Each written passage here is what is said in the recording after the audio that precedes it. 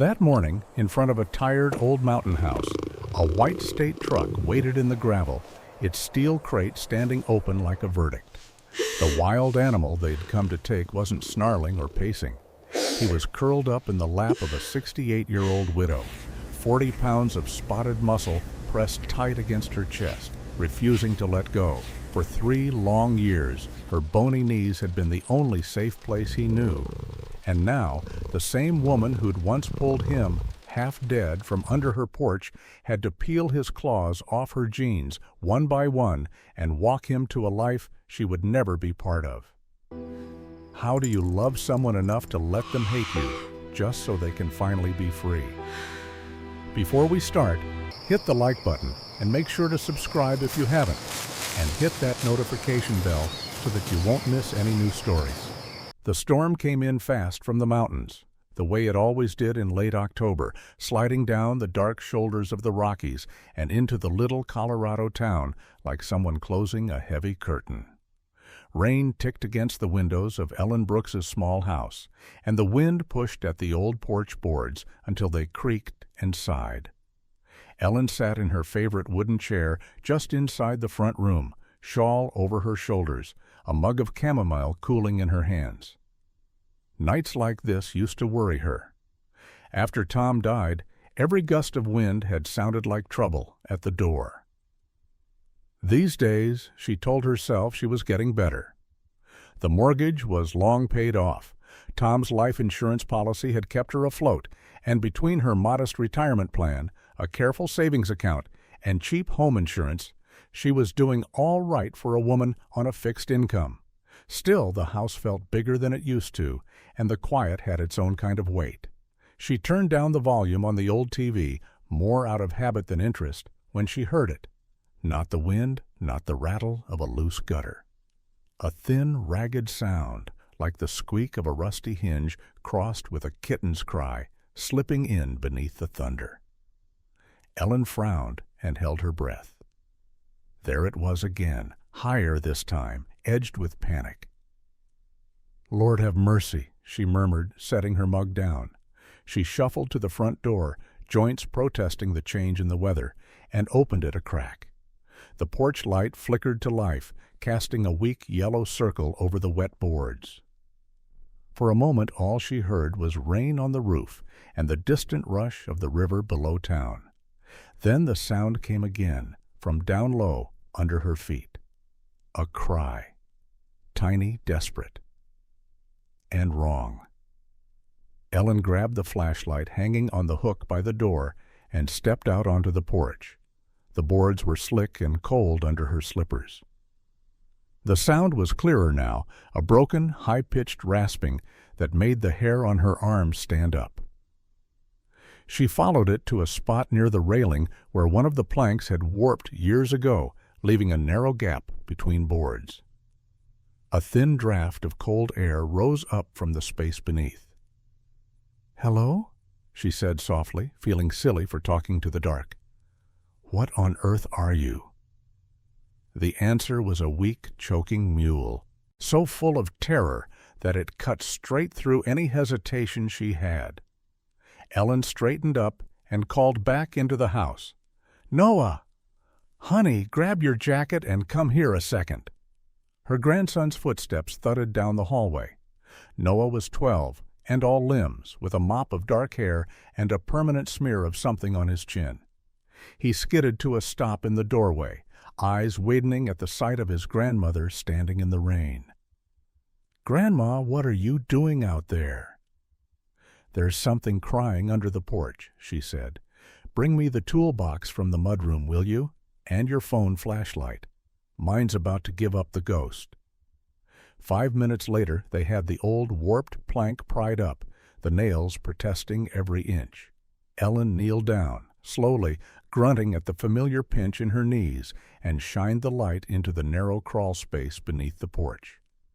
For a heartbeat, she saw nothing but mud and cobwebs and the glint of water pooling near the foundation. Then, 2 pale, frightened eyes looked back at her. At first, she thought it was a kitten, some poor half-drowned stray.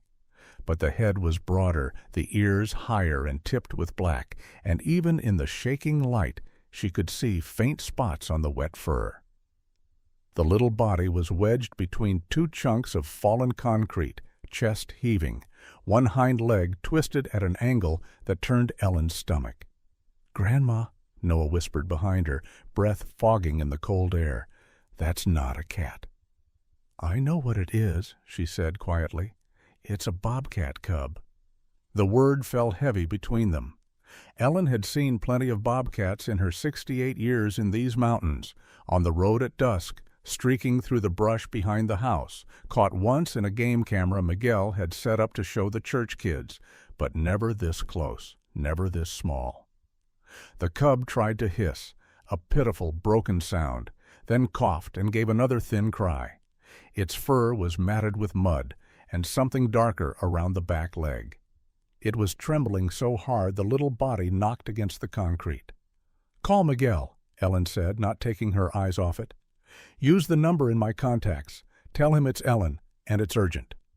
Miguel Carter, district ranger, answered on the second ring. Ellen heard Noah stumbling through the explanation, the words "bobcat," and stuck and bleeding, tripping over each other. Miguel's voice came back low and serious, and within 15 minutes his truck lights cut through the rain at the end of the driveway. He crouched beside Ellen, boots leaving wet marks on the boards, and angled his own brighter flashlight under the porch. He let out a slow breath. "Yeah," he said, "that's a bobcat all right. Young? Maybe, 6 weeks? Maybe less." "Can you get him out?" Ellen asked. Miguel studied the way the cub was wedged, the concrete pressing in around the narrow chest. "We can try. But listen, Ellen, if the mother's alive, she's probably close. And if she's not—" he hesitated. "If she's gone, this little guy's got next to no chance on his own out there. Even with all the fancy rescue programs and health insurance for wildlife we like to brag about." "So we don't just leave him," Ellen said. "That's what you're telling me." Miguel glanced at her, seeing not just the volunteer who sometimes helped at the rehab center on weekends, but the widow who still wore her wedding ring and kept a second coffee mug in the cabinet, just in case. "No, ma'am," he said. "We don't leave him, but if we take him in, state law says he's a rehab case. That means when he's old enough, he goes back out. No keeping, no turning him into a pet, no matter how cute that face is." The cub cried again, weaker this time. Rain ran off the edge of the porch in a steady curtain. Ellen's heart clenched in a way that felt achingly familiar, like the first time she'd heard Tom's doctor say the word stroke, and no warning. "Help me lift this, Miguel," she said. "We'll argue with the law later." Together they shifted the concrete just enough for Miguel to reach in with gloved hands and slide the little body free. The cub let out a raw sound, but when Ellen cupped its head, her fingers warm against the cold, muddy fur, it stopped fighting. Its tiny claws flexed once against her wrist, more of a plea than a threat. She pulled it gently to her chest, cradling it the way she had once cradled Noah, when he came into the world too early and too small. The cub's head fit neatly under her chin, its breath hot and ragged against her skin. "There now," she whispered, voice shaking. "Grandma's got you now." Miguel opened his mouth as if to remind her of the rules, of permits and paperwork, and the wildlife code printed in small, unbending letters. But something in the way Ellen held that broken scrap of wildness made him close it again. There would be forms to fill out tomorrow, calls to the rehab center, maybe even some state official from Denver asking about liability and public safety and all the things that made their online banking systems and government websites so proud of themselves. Tonight, though, there was just an old woman on a stormy mountain night, a frightened child at her elbow, and a shivering life pressed against a heart that had been too empty for too long. "Let's get him inside," Miguel said softly. "We'll figure out the rest." Ellen nodded, already turning toward the warm light of the kitchen, the weight of the tiny bobcat featherlight in her arms and impossibly heavy on her soul. The little bobcat spent his first night in a cardboard box lined with old towels, tucked right beside Ellen's bed. Miguel had splinted the injured leg as best he could and promised to bring proper supplies from the rehab center in the morning. Noah sat on the edge of the mattress, eyes huge, watching the cub's sides rise and fall. Every few minutes, the tiny chest hitched, like even breathing was hard work. "He needs a name," Noah whispered. "He needs to live through the night first," Ellen answered, though her hand never stopped stroking the damp fur between those big ears. "Names are for keepers." That was what she said. But when the little head bumped weakly against her palm, when the cub let out a soft chirp that sounded more like a question than a threat, something inside her answered anyway. Losing Tom had carved out a hollow in her chest. This small, shivering piece of wild had slipped into that space as if it had been waiting there all along. Every 3 hours, the alarm on Noah's phone buzzed. They took turns warming formula on the stove, following the instructions Miguel had texted from home. The cub learned fast. By dawn, he was latching onto the bottle with surprising strength, paws flexing in the air like a kitten needing an invisible blanket. Milk dribbled down his chin, and Noah laughed for the first time in weeks, a real laugh that bubbled out instead of the thin, polite chuckles he saved for school. By the second day, Miguel had them set up with proper rehab forms and a crate in the spare room. He talked about state permits and liability, about how the rehab center covered some expenses but not all. Ellen listened with half an ear, nodding, her mind half on the cub and half on the numbers. She'd worked hard to keep her credit card balanced and her retirement plan intact. Rising food prices and prescription costs already nibbled at the edges of her careful budget. Still, when Miguel hesitated before mentioning vet bills, she waved him off. "I've got a little put aside," she said. "Tom always said an emergency fund wasn't just for leaky roofs and car insurance. I can manage a bobcat or two." Miguel snorted. "Just the one, please." Noah fiddled with the edge of the form where it said Temporary Wildlife Care under Ellen's name. "So, he's kind of like a foster kid?" "Something like that," Miguel said. "We get him healthy, teach him how to be a bobcat, and when he's old enough, he goes back where he belongs." Noah looked at his grandmother, then at the crate where the cub slept, full belly pressing against the towel. "What if he thinks he belongs here?" he asked quietly. Ellen didn't answer. The third morning, when Ellen lifted the cub out of the crate, he blinked up at her with clear eyes for the first time. The muddy film was gone, replaced by a bright, wild amber that seemed far too old for a body that small. He tried to hiss, remembered the bottle, and instead let out a funny little chirp. "Spotty," Noah declared. "He looks like a spotted marshmallow."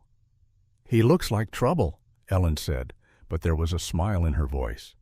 She carried him into the kitchen, and when she sat down at the table, he scrambled awkwardly, turning in a clumsy circle, and settled right in her lap as if the space had been marked with his name. Tiny claws pricked through her flannel robe. "See?" Noah grinned. "He's a lap guy.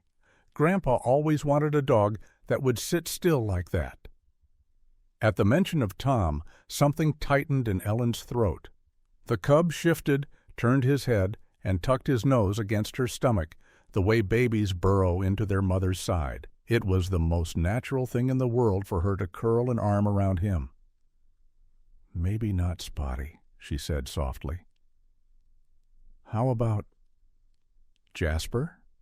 Noah tilted his head. "Like the stone Pastor Ruth wears."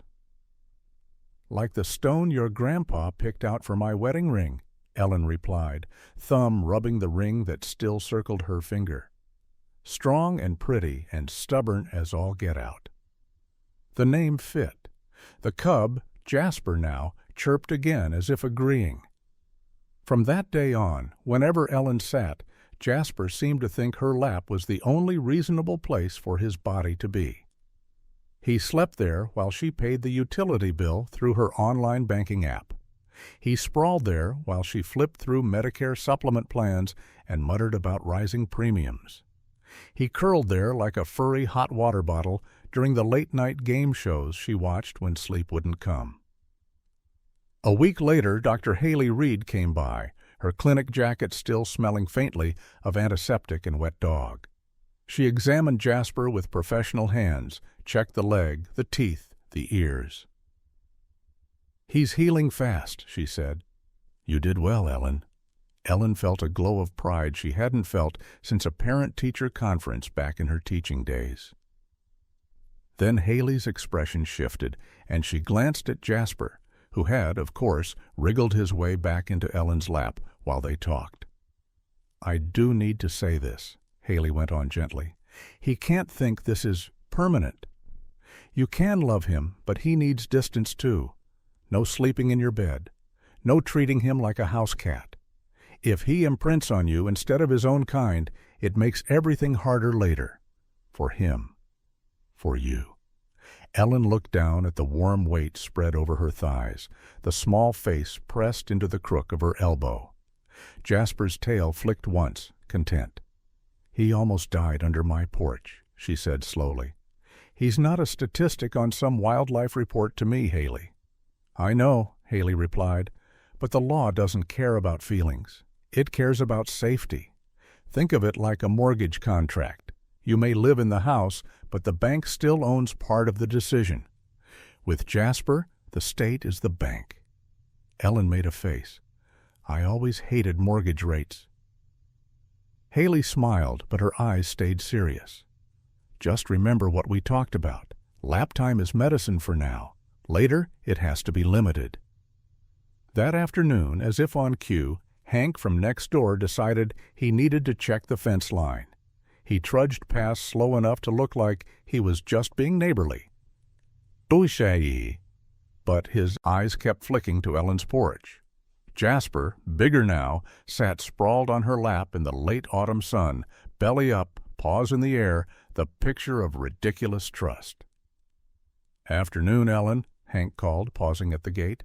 His camouflage jacket was stained, and his cap low over his eyes. "Heard you've taken up raising wildcats now." "Just helping this one get back on his feet," she answered. "State approved and everything." Hank's gaze traveled from Jasper's relaxed body to Ellen's hand scratching under his chin. "Doesn't look very wild from here," he said. "Careful you don't forget what he is." Ellen's jaw tightened. Jasper shifted, sensing the tension, and pressed closer to her, his weight settling even more firmly into her lap. "I know exactly what he is," she said quietly. "He's a bobcat, and for now, he's my patient." Hank shrugged, but the way his eyes lingered made something cold crawl into Ellen's stomach. After he moved on, she looked down at Jasper. "You hear that, mister?" she murmured. "The world's already keeping tabs on you." Jasper yawned, unbothered, and patted absently at her hand with one broadening paw. He believed, with the absolute faith of the very young, that as long as he could climb into this familiar lap, nothing truly bad could reach him. Ellen knew better, but as the sun dipped behind the ridge and the air turned sharp and thin, she tightened her arms around him anyway, letting his warmth soak into her bones. For now, at least, she could pretend that love and a strong lap were enough to keep the wild world at bay. By the time 3 winters had come and gone, Jasper was no longer the damp scrap of fur Ellen had lifted from under her porch. He was a slab of muscle and sinew now, a full-grown bobcat with thick spotted coat and shoulders that moved like coiled springs. When he walked across the kitchen floor, his paws made almost no sound, but the air seemed to shift around him, like the room remembered what he was before anyone else did. What hadn't changed was his opinion about Ellen's lap. Most mornings, she eased herself into the old armchair by the front window with a cup of coffee and her reading glasses, ready to tackle the mail, her Medicare paperwork, and whatever cheerful new notice the bank had sent about interest rates.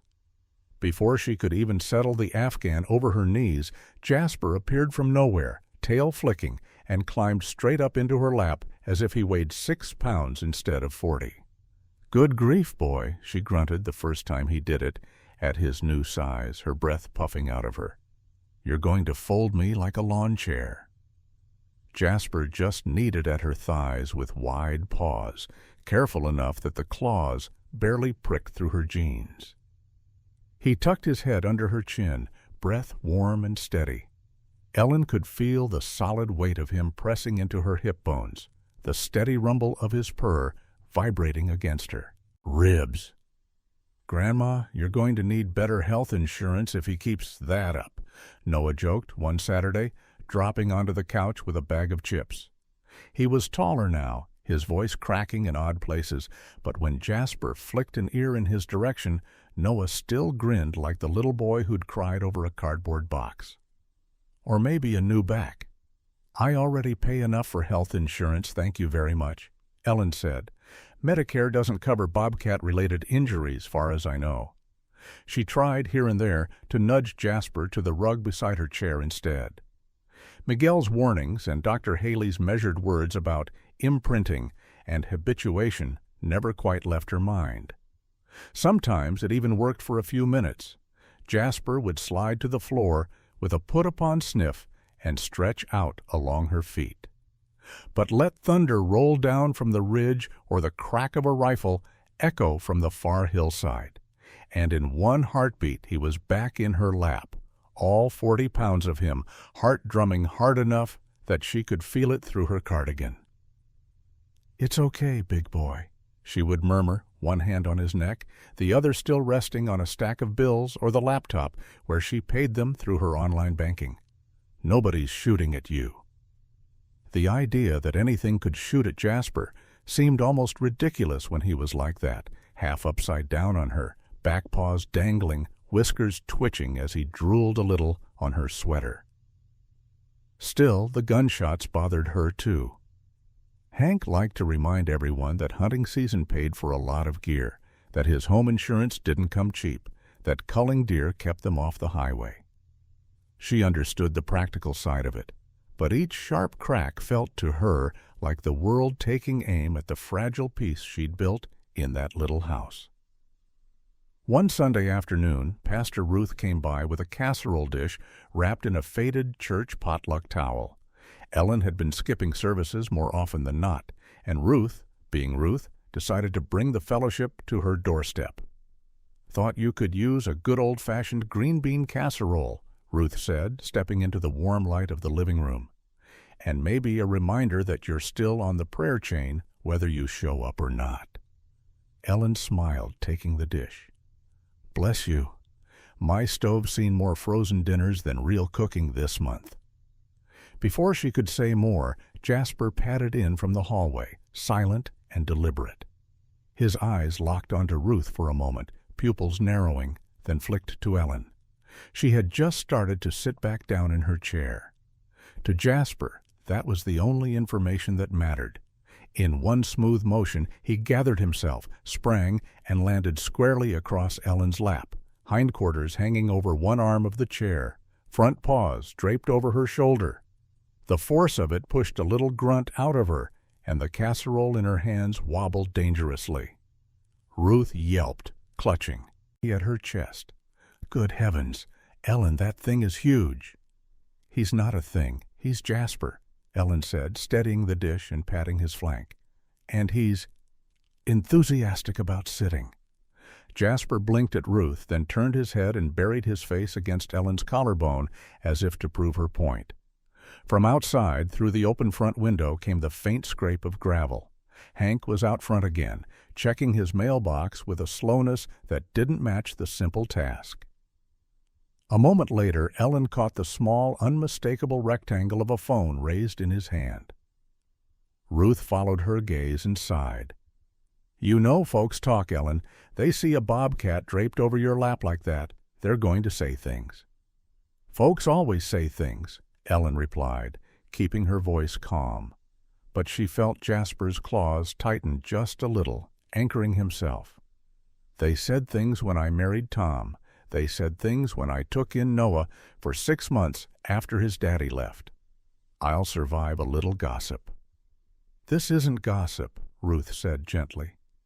This is people being afraid. Afraid makes calls to the sheriff. Afraid shares videos. Afraid forgets that you know what you're doing. Ellen swallowed.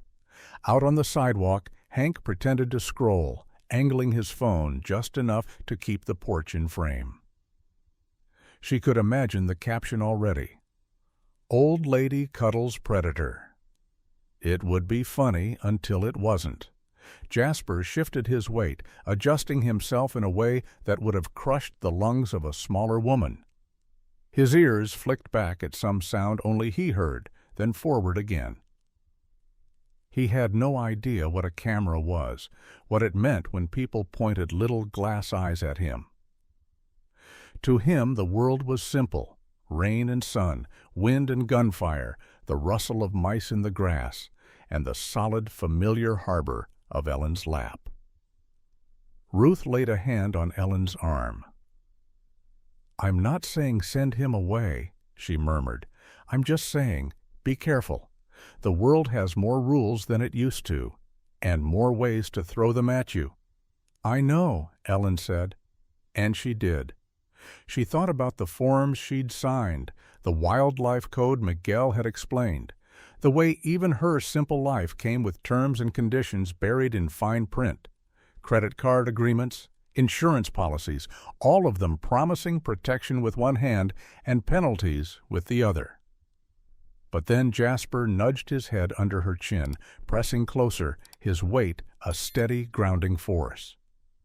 Her arms wrapped around him without asking permission from any rule book. "For now," she said quietly, more to herself than to Ruth, "he's still just the little one that was crying under my porch.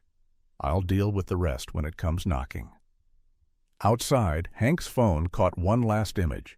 An old woman in a worn cardigan, a 40-pound bobcat sprawled across her lap like an oversized house cat, and the faint, unshakable sense that this was a picture of something that could not last.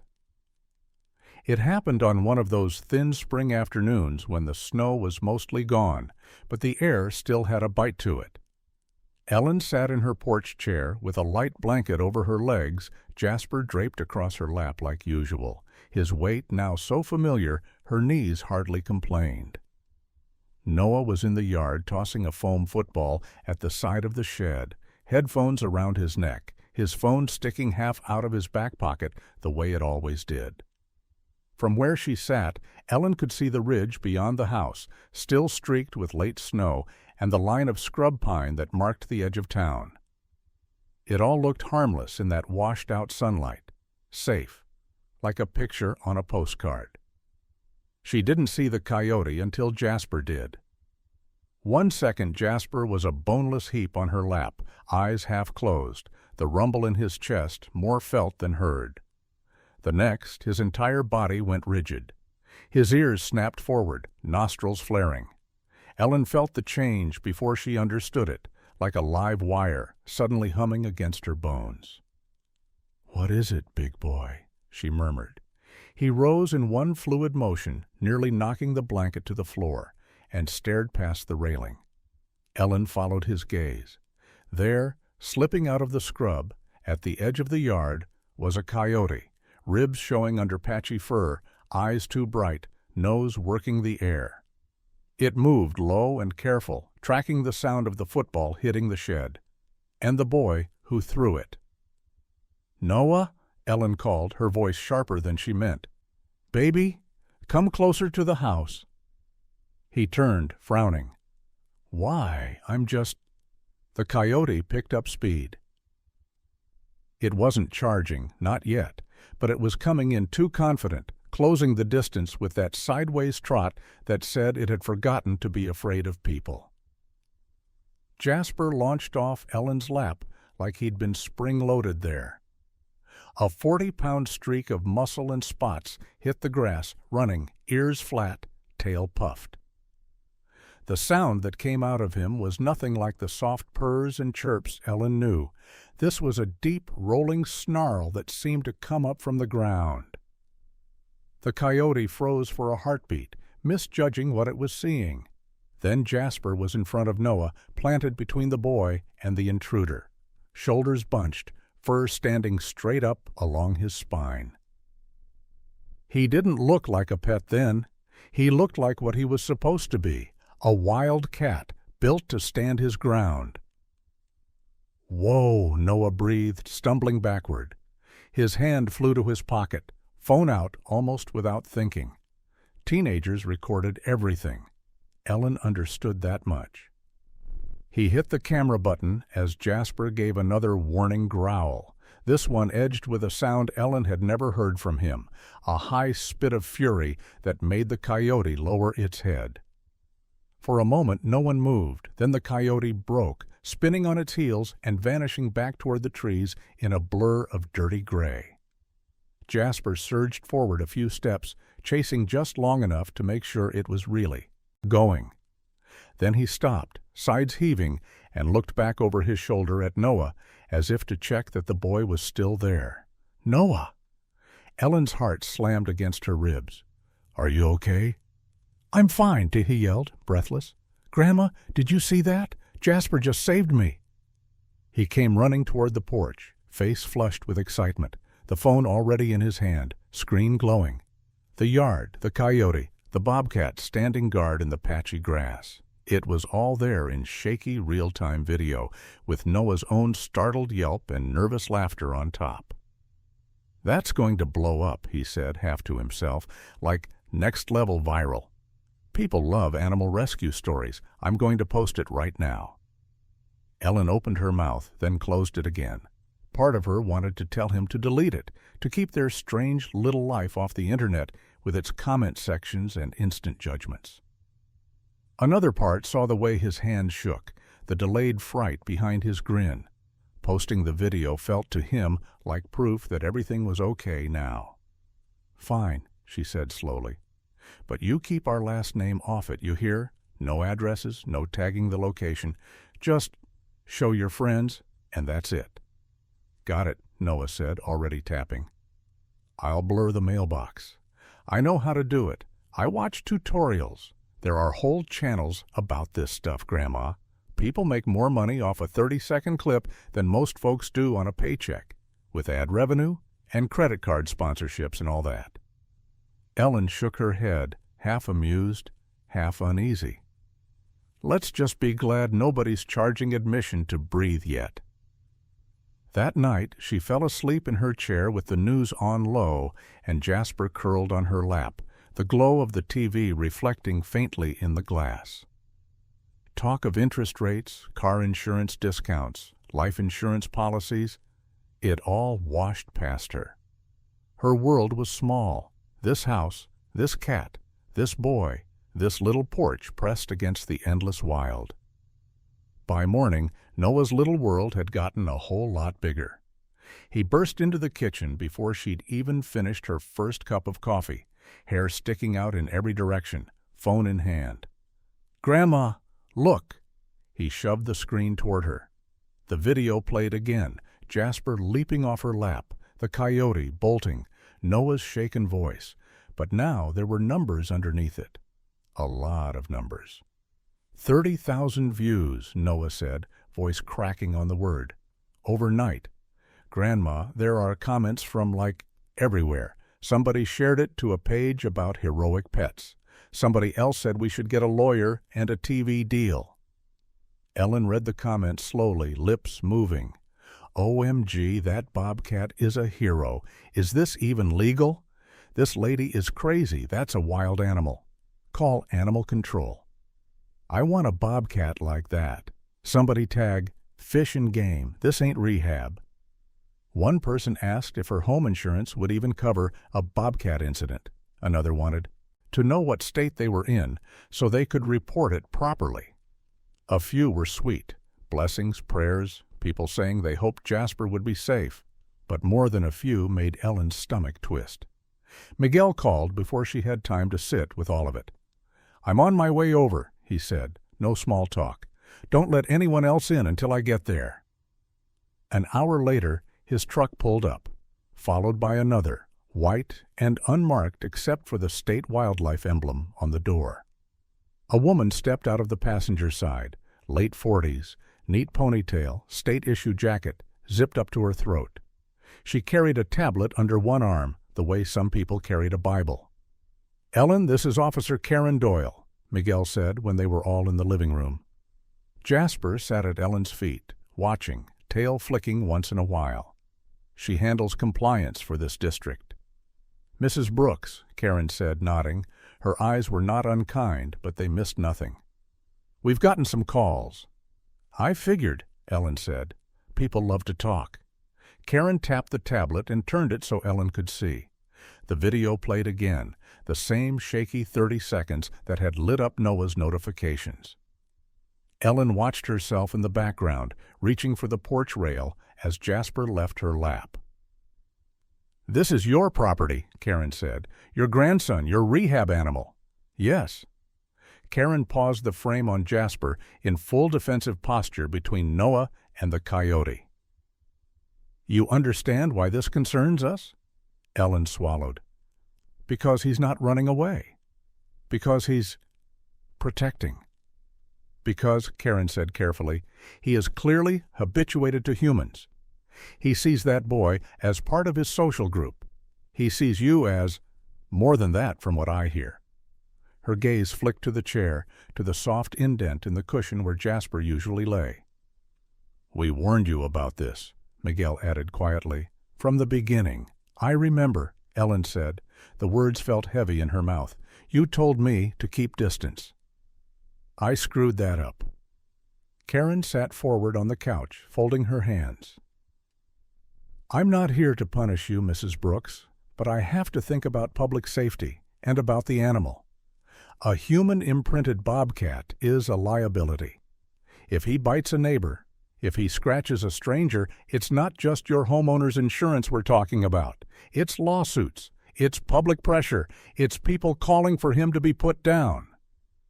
Jasper let out a soft, questioning chirp at the sound of her voice, then moved closer to Ellen's leg, pressing his head against her shin. She laid a hand on his back without thinking.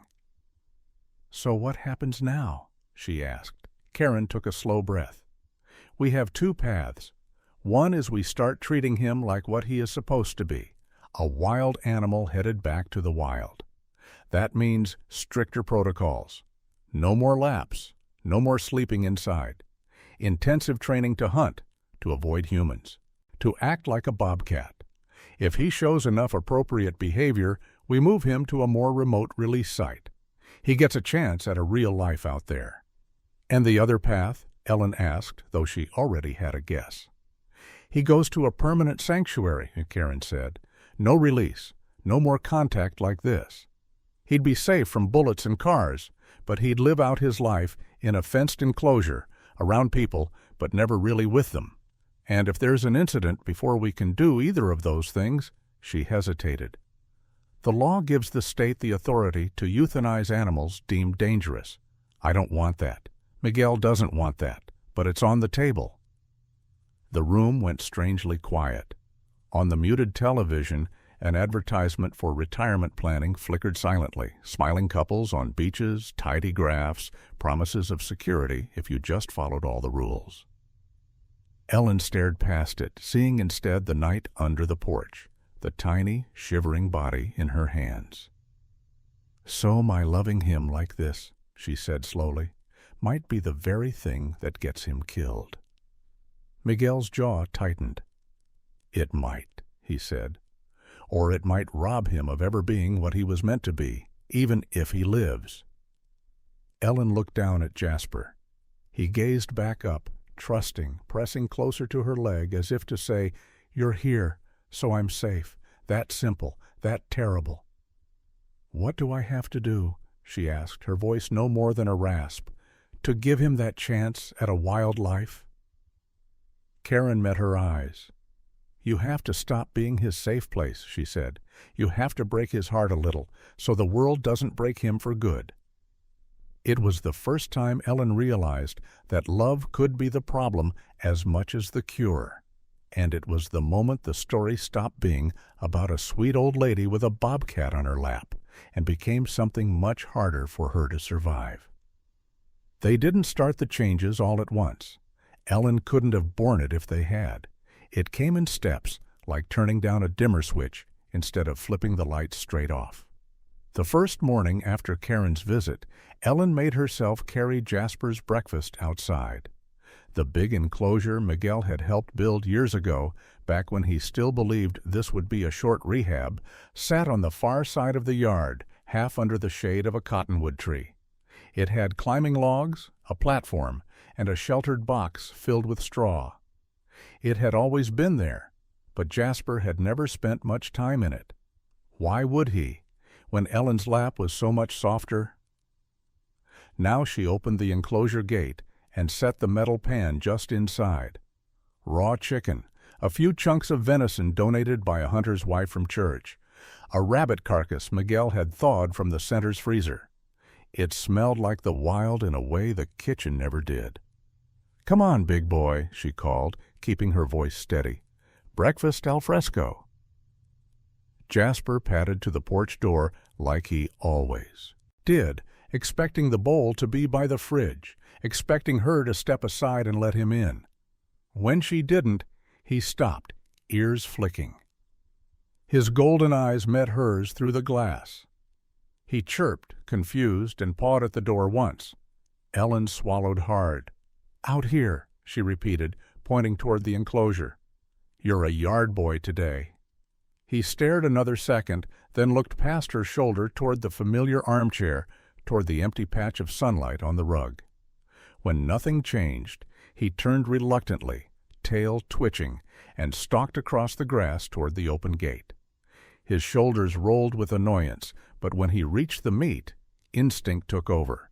He lowered his head and tore into it with a focus Ellen hadn't seen before. Miguel stood beside her on the porch, arms folded. "That's something," he said quietly. "He's eating on his own out there. First step." "It feels like punishment," Ellen whispered back, "for him and for me." "I know." Miguel's voice softened. "But think of it like cutting up a credit card when you know it's getting you in trouble. It hurts, but you do it before the debt buries you." Ellen snorted, even as her throat tightened. "Trust you to turn my bobcat into a financial planning seminar." The days settled into an uneasy pattern. Jasper ate outside. He slept outside, mostly, curled in the straw box or sprawled on the platform, watching the tree line with a new alertness. Ellen still walked out to talk to him, still slipped a hand through the wire to scratch behind his ears, but she stopped sitting in the chair where he could see her lap. She wore thicker pants, so his claws wouldn't accidentally snag her when she pulled her hand away. At night, when thunder rolled over the ridge or coyotes yipped at the edge of town, Jasper paced the enclosure, eyes glowing in the dark. He'd look toward the house, issue a questioning yowl, then circle again. Ellen lay awake, staring at the ceiling, every sound from the yard like a tug on an invisible rope between them.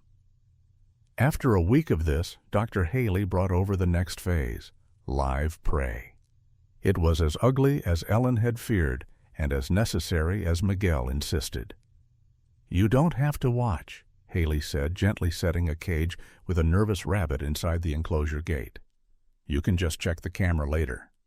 "If I expect him to do the hard thing," Ellen replied, "I'd better be willing to look it in the face, too." They stepped back, closing the gate.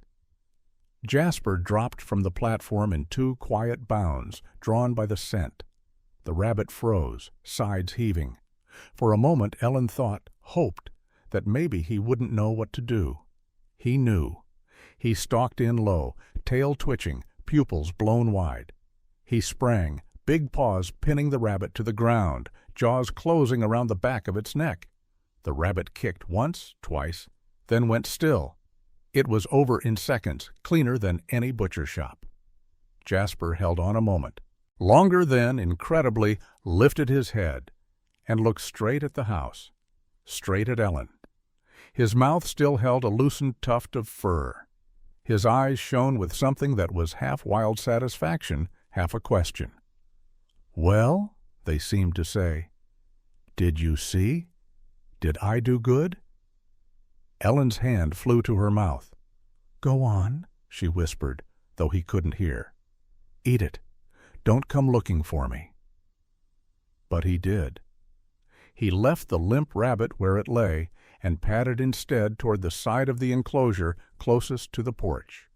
He bumped his head against the wire, issuing a hopeful chirp. When she didn't move, he tried again, harder this time, claws hooking briefly in the mesh as if he could climb his way back to her. "No," Ellen said, barely audible. She took a step backward. Jasper watched her go, confusion flattening his ears. The abandoned rabbit lay in the grass between them, a symbol of everything he needed to be, and everything he still refused to choose. That night Miguel suggested a soft release. "He's starting to hunt," he said. "He's aware of the rabbit as food. If we open the outer gate at dusk and let him roam a little, maybe he'll start using the trees, the rocks, the cover. We'll be here. If he comes back, he comes back. But at least he'll have tasted something besides your yard." Ellen stood at the kitchen window, drying a dish that had been clean for the last 5 minutes. "What if he doesn't come back?" she asked. Miguel hesitated. "Then he's where he's supposed to be." They opened the gate just as the sky turned the color of pewter. Jasper slipped out cautiously, nose working, every step deliberate. He paused by the porch once, looking up at Ellen through the glass, then moved on. The last they saw of him was the faint ripple of his back as he slid into the shadow of the cottonwoods. "You should sit," Miguel said. "We might be here a while." Ellen couldn't sit. She paced between the window and the back door as the light drained away, as the first stars pricked through the thinning clouds. Noah perched on a stool at the kitchen island, trying not to check his phone every 30 seconds, failing. "Grandma, he's fine," Noah said at one point, though his voice wobbled. "He's built for this. Wild things know what to do." "Wild things that didn't grow up on my couch," Ellen said. Hours crawled by. The yard stayed empty. The night noises swelled and receded. Eventually, Miguel said he had to go. He'd check the game cameras in the morning. Noah drifted off on the couch, hoodie pulled over his head. Only Ellen stayed upright, fingers pressed to the glass, searching the dark for any sign of movement. Sometime past midnight, the first drops of rain began to fall, cold pinpricks on the window pane. Ellen turned away to put on the kettle, her body moving on autopilot. That was when she heard it, a sudden, violent crash from the back of the house, like the world itself shattering. She dropped the mug. It hit the floor and bounced, miraculously unbroken. She was already running toward the sound. The back door window was a jagged mouth of broken glass, rain sheeted in, the curtain torn half down. In the middle of the kitchen floor stood Jasper, fur slicked and spiked, one shoulder streaked with blood where he'd hit the glass. His sides heaved. His eyes were blown wide with terror. For a heartbeat they stared at each other, woman and Bobcat, both panting, both too stunned to speak. "Oh, honey," Ellen whispered. He crossed the distance between them in 2 strides and launched himself up, claws scrambling for purchase. She braced out of instinct, hands going to his sides as 40 pounds of trembling cat landed hard on her, nearly knocking her back into the cabinets. He buried his face against her chest, body shaking so hard it rattled her teeth. Little whimpering sounds escaped him, the same broken cries she'd heard that first night under the porch. Ellen clutched him, feeling the sting of a few shallow cuts where glass had nicked her arms. Rain blew in around them. Shards crunched under her slippers. Somewhere in the house, Noah shouted her name, feet pounding closer. "I know," she murmured into Jasper's fur, her heart twisting so hard it hurt. "I know, baby. The dark is big out there. The trees are loud. The world is too much. You came back to what you know." He pressed in harder, if that were possible, trying to crawl inside her, to make himself as small as he used to be in a cardboard box by her bed. But he wasn't small. He was a 40-pound bobcat who had just chosen to hurl himself through glass rather than spend another minute alone in the wild.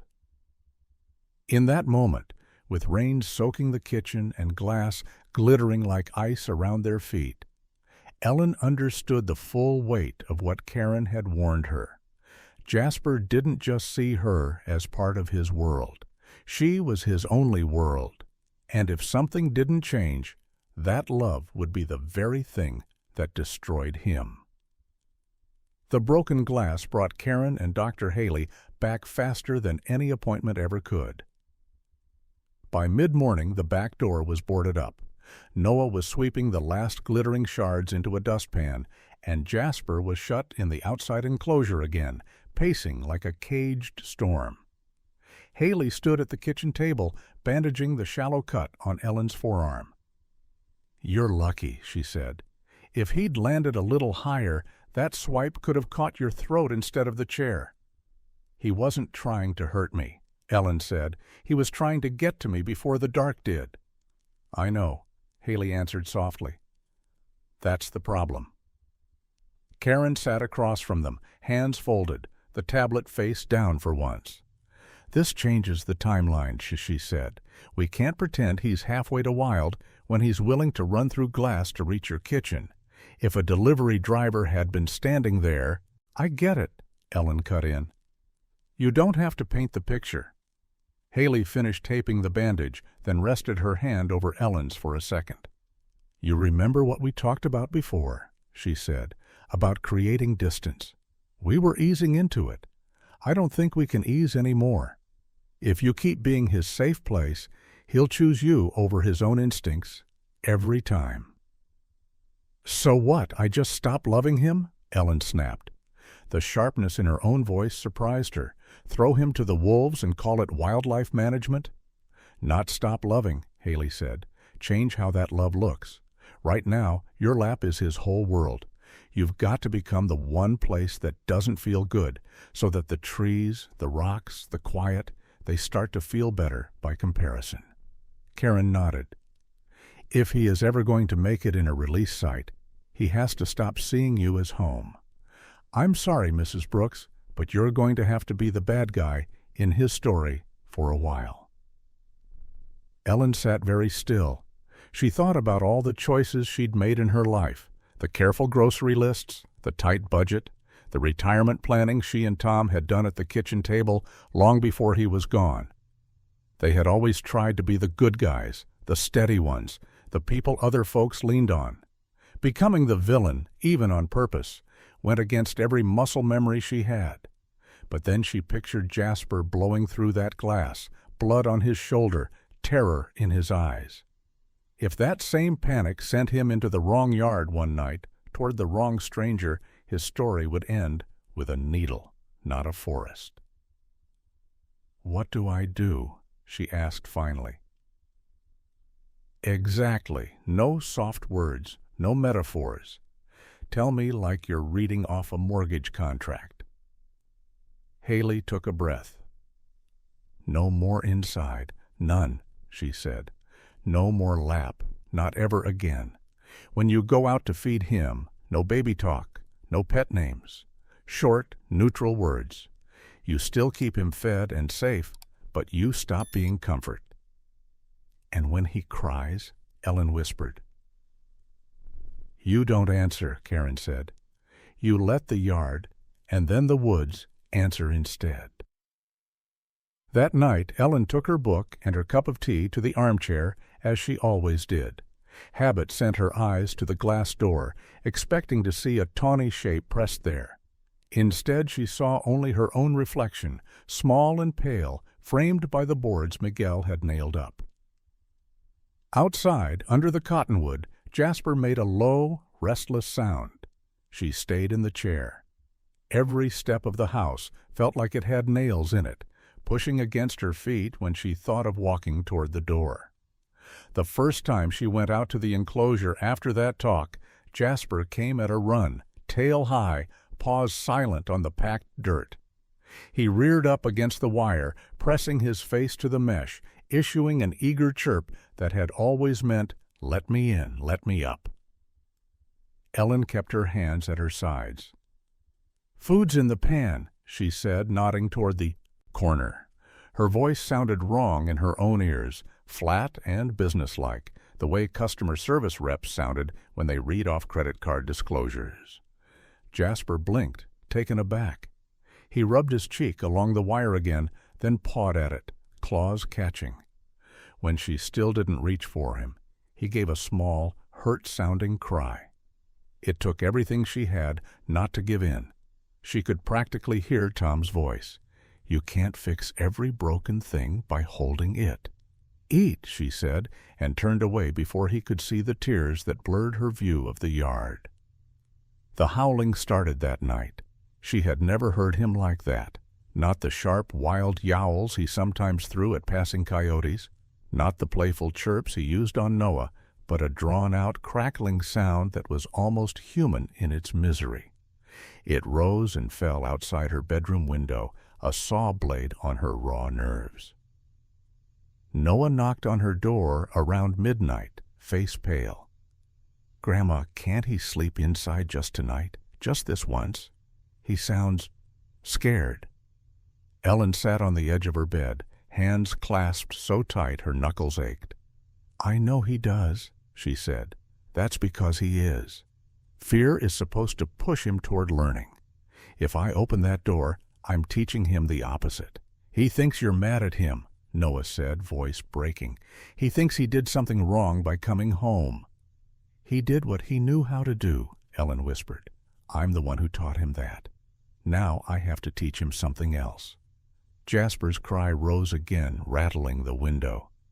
Noah flinched. "I hate this," he muttered. "I hate those stupid rules. You didn't do anything wrong. You saved him." Ellen reached out, cupped his cheek, and tried to smile. "Sometimes saving somebody the first time is the easy part," she said. "It's saving them the second time that takes your skin off." He left, angry and hurting in that way only 12-year-olds can be. Ellen lay back down, staring at the ceiling, listening. At some point near dawn, the cries turned to a low, exhausted rumble and finally to silence. She did not sleep. A few days later, she made a mistake. She had gone out with a fresh pan of meat, mind foggy from a night of half-dreams. Jasper was waiting by the gate, eyes bright, body taut with hope. When she stepped inside to set the pan down, he circled her once, then did what he always used to do. He leaned his weight against her legs, starting to climb. Her whole body reacted before her mind caught up. For 3 years, the right answer had been to brace and catch him. Her arms twitched, ready to lift. "No," she said sharply, forcing the word out. She planted her hand on his shoulder and pushed off. He slipped on the straw, claws scrabbling for purchase. For a split second, his paw flashed upward, not aimed, just flailing. One hooked claw ripped a deep groove down the arm of her flannel jacket, stopping an inch from her cheek. The fabric tore with a sound. That seemed far too loud in the small space. They both froze. Jasper landed back on all fours, staring at her, ears flat, tail low. His eyes were blown wide with shock. He hadn't meant it. She could see that. But the mark on the chair later, when she noticed it, a twin slash in the wood where his claws had caught months before and she hadn't really thought about it, told a different story. "That's it," she whispered, more to herself than to him. "The line's right there." She stepped backward, out of the gate, heart pounding so hard it felt like a drum in her throat. Jasper made a small, strangled sound and sank down onto his haunches, looking smaller than she'd seen him in a long time. That night, when the cries started again, she sat at the kitchen table, hands wrapped around a mug of tea that had long gone cold and didn't move. The sound knifed through her, but behind it she heard something else. The imagined click of a gun being cocked if Jasper ever cornered the wrong person, the finality in Karen's voice when she'd said the word euthanize. "If I have to choose between him hating me," Ellen said into the empty room, "and him dying because I loved him wrong, I'll take his hatred." No one heard her say it. But out in the dark, under the cottonwood, the wild was listening. And for the first time, Jasper had to face it without her lap waiting to take him back. The first night he didn't cry, Ellen woke up in the dark, certain something was wrong. It took her a moment to realize what was missing. No ragged calls outside her window, no pacing shadows sliding past the curtains. Just the faint tick of the baseboard heater and the old clock down the hall. She slipped out of bed and went to the kitchen window, fingers finding the familiar groove in the frame. The yard lay silver and still under a thin wash of moonlight. The enclosure was just a darker square at the edge of the cottonwood's shadow. "Jasper?" she whispered, before she remembered she wasn't supposed to. She held her breath. Nothing answered. No cry, no paw against the wire. For a second panic rose in her throat, sharp and stupid. Had he gotten out? Had someone come and taken him? Had the world ended quietly while she was sleeping? In the morning, Miguel knocked before she'd even finished her first cup of coffee. He carried a little plastic box full of memory cards and a thermos that smelled like the expensive coffee his sister sent from Denver. "Pulled all the trail cams," he said, dropping the cards on the table. "Figured we'd see what your night owl's been up to." They crowded around Ellen's old laptop, the screen smudged from years of Noah's fingers. Miguel clicked through rain-streaked footage. Empty yard, swaying branches, a stray raccoon waddling past like a thief in a striped mask. Then Jasper appeared. The first clip showed him slipping out of the open enclosure gate at dusk, low and purposeful, no frantic. Glances back at the house this time. He moved along the fence line, then melted into the trees, a shadow among shadows. In the next clip, taken by a camera Miguel had strapped to a cottonwood deeper in the draw, Jasper padded down a narrow game trail, head high, nostrils working the air. A mouse darted from the grass. He pounced so fast Ellen almost missed it. When he straightened up, there was no look toward the house, no question in his eyes. He simply ate, quick and efficient, leaving nothing. "Well, I'll be," Miguel murmured. More clips. Jasper rubbing his cheeks along a low branch, leaving his scent. Jasper circling a pile of rocks, then leaping to the top and sitting there like a carved thing, staring down into the ravine. Jasper flattening himself in the grass as two deer picked their way past, his body so still he could have been part of the earth. One video made Ellen's hand fly to her throat. A second bobcat slipped into frame, smaller and lankier, ears pricked. The two cats froze, then began a wary circling dance, tails twitching. The other cat hissed, then backed off. Jasper stood his ground, not charging, not fleeing, just letting the message hang there in the space between them. "This is mine." The stranger finally turned and vanished uphill. Jasper watched until he was gone, then sprayed a low bush with a quick, decisive flick of his tail. "Territory," Miguel said. "He's staking a claim." Ellen couldn't take her eyes off the screen. "He doesn't look scared," she said. "He doesn't look like he's looking for me at all." "That's what we want," Miguel replied. "It's what we've been aiming at. Wild that acts wild." That evening, when she carried his food out, she stopped a few yards from the enclosure. Jasper was on the highest platform, eyes fixed on the tree line, paws tucked neatly under him like a sphinx. He glanced down when the gate clicked, then back to the woods, as if weighing which mattered more. "Dinner," she called, neutral as she could manage. He jumped down, muscles rippling, and padded to the pan. This time, after he finished, he didn't come to press against the wire. He shook out his fur, gave the yard a quick look, and then trotted back to the mound of dirt by the far fence where he liked to sit and watch the world. It felt absurdly like the day Noah had first ridden his bike to school without stopping to wave at her in the kitchen window. That night, the house was quiet again. Ellen sat at the table with a stack of mail.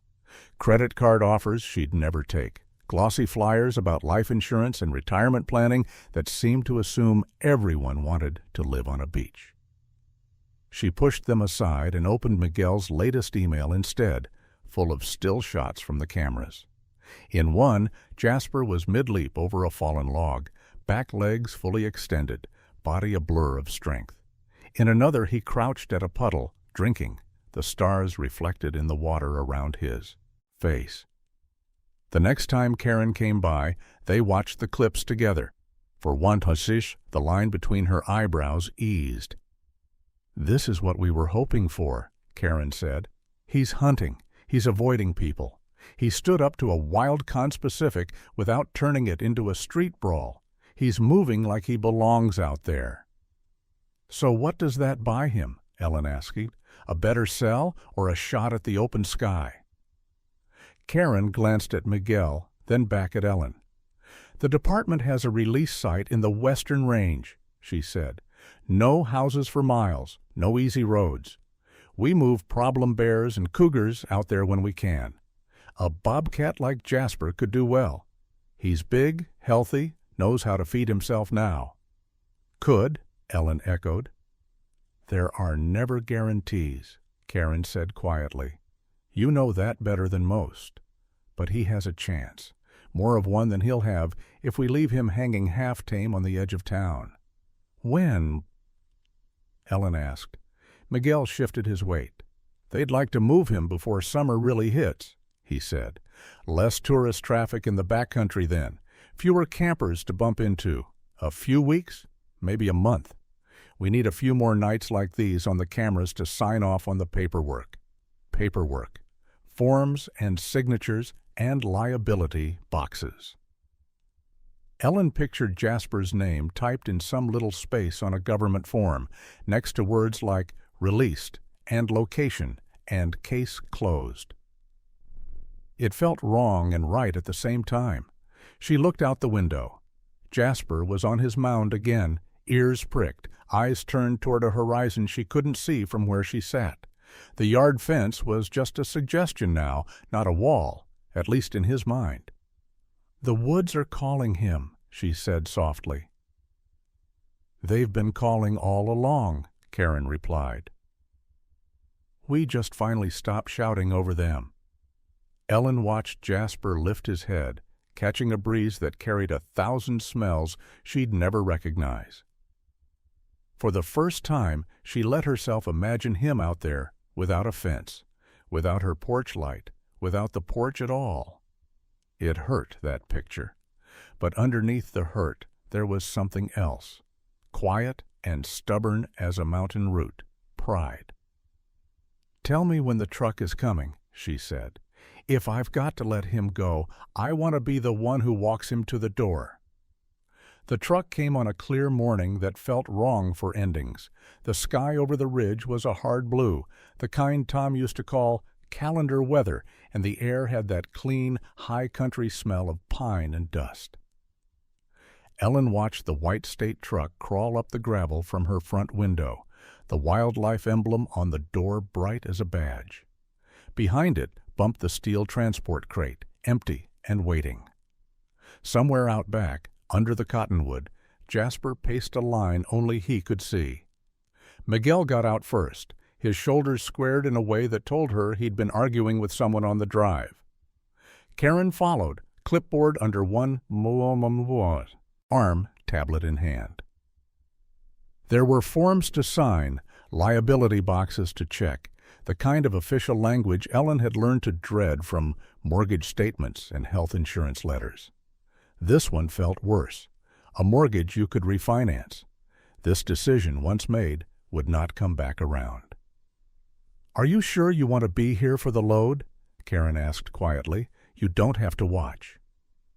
"If I was there when he came in under my porch," Ellen said, "I'll be there when he walks out of my life. That's the deal." They brought Jasper from the enclosure on a long lead, not quite a leash, not quite a chain.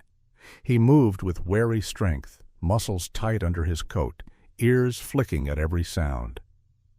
When he saw Ellen on the porch, he stopped dead, tail lifting, eyes going soft in a way that had nothing to do with the wild. "Hey, big boy," she said, forcing her voice not to tremble. "Big day, huh?" Miguel started toward the ramp at the back of the truck. For a few steps, Jasper went with him, feet dragging, head turned, the way a child might walk away from a warm room toward a dentist's chair. Halfway there, Ellen's knees threatened to buckle. She sank into her old porch chair without meaning to, hands gripping the arms. That was all it took. In a heartbeat, Jasper spun, jerking the lead so hard Miguel had to catch his balance.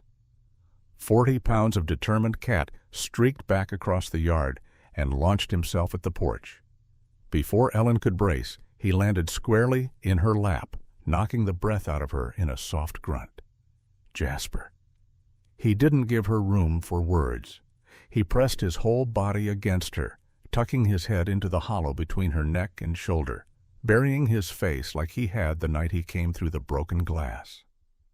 His front paws wrapped around her waist, claws snagging in her sweater, back feet pushing against the boards of the chair so he could sink in deeper. The rumble in his chest wasn't a purr this time.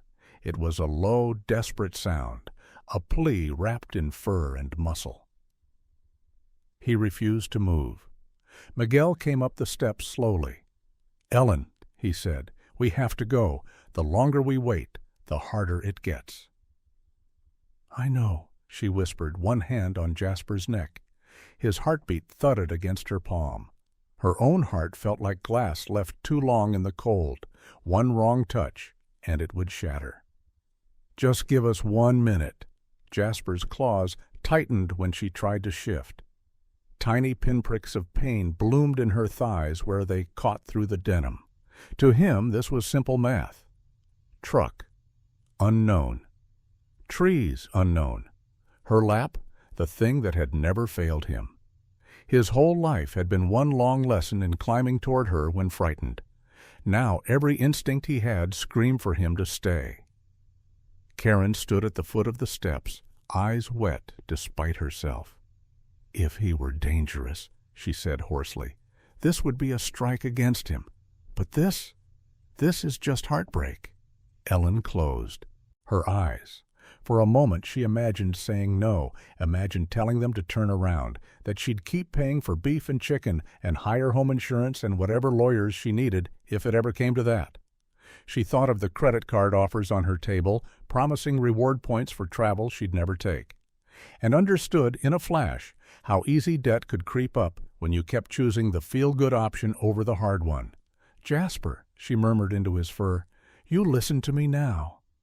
She slid one hand between his paws and her belly, feeling the tremble in his tendons.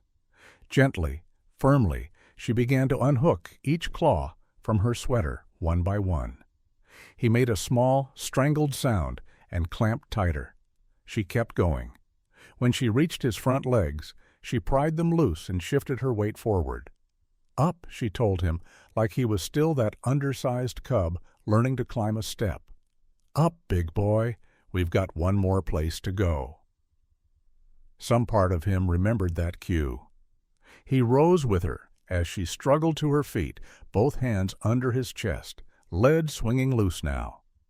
For a strange, suspended second, they stood there chest to chest, his front paws on her shoulders, his face inches from hers. His eyes were bright with something that looked an awful lot like confusion. "I can't be your whole world anymore," she said, voice barely a whisper. "If I keep you, I steal everything you're supposed to be. If I let you go, I break both our hearts. That's the choice, baby. That's all I've got." She turned then, still holding part of his weight, and took the first step toward the truck. Miguel moved in, steadying, guiding Jasper's back end.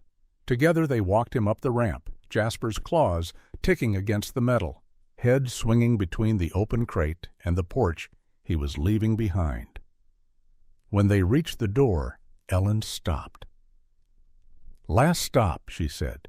"No more laps where you're going, just rocks and trees and a sky bigger than this whole town." She leaned forward and pressed her forehead to his for a heartbeat.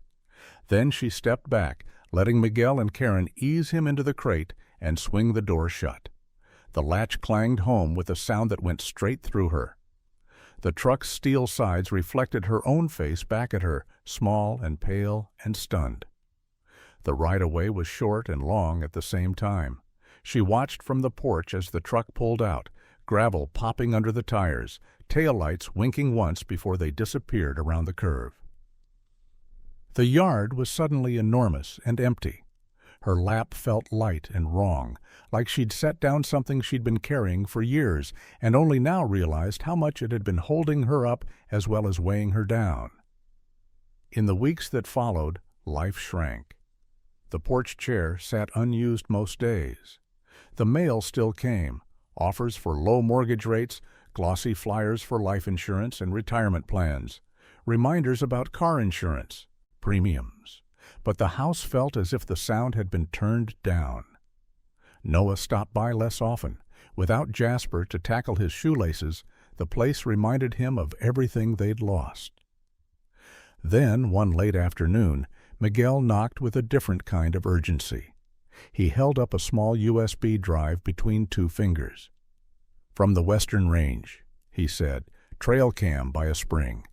Thought you might want to see this." They sat side by side at the kitchen table, the old laptop humming. The video blinked to life. A rocky clearing, sunlight slanting through fir branches, water trickling in a narrow stream. For a few seconds, nothing moved. Then Jasper stepped into frame. He was bigger somehow, or maybe it was just the way he carried himself. His coat was thick and clean, muscles smooth under the fur. He walked like he owned the ground. He lowered his head to drink, ears flicking. Then behind him, two smaller shapes tumbled out of the brush. A pair of bob kittens, all paws and ears, spotted coats too big for their bodies. They pounced on each other, rolled, then bounced against Jasper's hind legs, batting at his tail. A moment later, a lean bobcat female appeared, watching them with calm, golden eyes. Ellen's breath caught. One of the kittens leaped, scrambling up onto Jasper's back. He bore the weight without so much as a twitch of annoyance, standing there solid and patient, while the little one rode him like a moving hill, tiny claws hooked into his fur. "He traded my lap for his own," Ellen whispered. Miguel didn't answer. He didn't need to. The proof was right there in pixels and light. Jasper not just surviving, but doing what he'd been built to do, guarding, teaching, carrying new life through the wild. Later, after Miguel left, Ellen took out the old manila folder where she kept the rehab papers. At the top, stamped in neat black letters, was Jasper, case number 1472. In the corner, in Karen's handwriting, someone had added, "Released, Western Range." Ellen picked up a pen and under all the official words wrote her own line. "He doesn't need my lap anymore. That's how I know I really was his mom." She set the folder down, then went out to the porch as the light faded. The chair creaked as she sat, empty lap blanketed by the familiar old shawl. Somewhere far beyond the ridge, in a forest she would never see, a bobcat she loved was probably finding a branch to sleep on, a rock to watch from, a path to teach his young. Her last goodbye had shattered her, just like she'd feared. But the pieces, she realized, had fallen into a shape that looked an awful lot like love. Thank you for joining us on this journey. Before you scroll away, tell me this. Do you believe a bond like theirs could really exist? If this story touched your heart, drop a 1 in the comments so I know you're still with me. And don't forget to subscribe, because the next story might just remind you that sometimes the wild loves us back in ways we'll never forget.